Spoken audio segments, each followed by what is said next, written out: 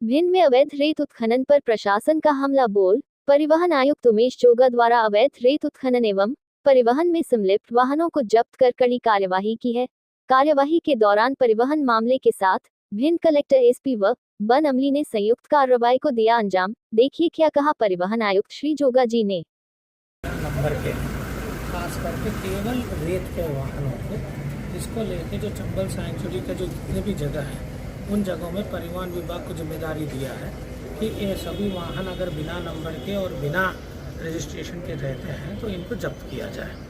अभी तक यहाँ पर भिंड में हमने जो व्यवस्था बनाई थी तो आज दिनांक तक 12 गाड़ी जब्त हुए हैं चंबल के अभ्यारण्य के संबंध है, क्योंकि यहाँ सिंध भी है और चंबल भी है, तो चंबल के संबंधित ही हम लोग कर रहे कार्रवाई। तो इसमें 4 कई की वाहन डंपर जब्त हुए हैं और 8 कई के ट्रैक्टर अभी जब्त हुए हैं। अभी लगातार कार्रवाई कर रहे हैं।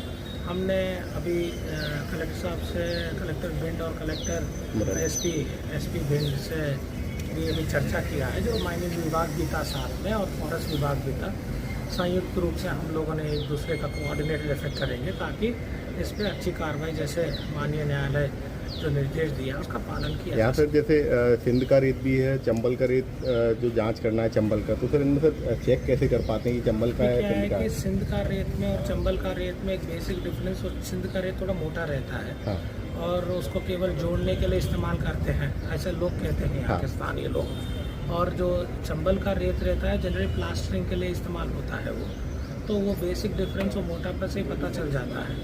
और चंबल का जो क्षेत्र है यहाँ पर, जो अटेर का क्षेत्र है, जो कूप का क्षेत्र है और सराउंडिंग क्षेत्र है, तो वहाँ पर है। और अगर वहाँ से कोई गाड़ी निकल रही है तो हम लोग अलग अलग चेकिंग पॉइंट्स भी रखाए हैं। और पुलिस अधीक्षक भिंड ने भी हमको फोर्स उपलब्ध कराया है, तो उसके माध्यम से हम लोग इनको जब्त कर रहे हैं। तो सर इनमें जीपीएस लगाने का सुप्रीम कोर्ट ने बोला है, लेकिन सर ट्रैक्टर सर रजिस्टर्ड ही नहीं है सर कॉमर्शियल में, तो नहीं, तो इसीलिए जब्ती की कार्रवाई हो रही है। हाँ। और जो ऐसे ट्रैक्टर्स हैं जो किसान के रहते हैं, हाँ, या दूसरे चीज़ के लिए उपयोग कर रहे हैं, क्योंकि गाँव वाले कई लोग उसको लेके जाते हैं, तो उसमें हम लोग जीपीएस लगा रहे हैं। तो प्रयास कर रहे हैं पूरे इस क्षेत्र में, लगभग भिंड, ग्वालियर और मुरैना और श्योपुर अगर देखा जाए तो NIC का पोर्टल में 35,000 के आसपास रजिस्टर्ड ट्रैक्टर है।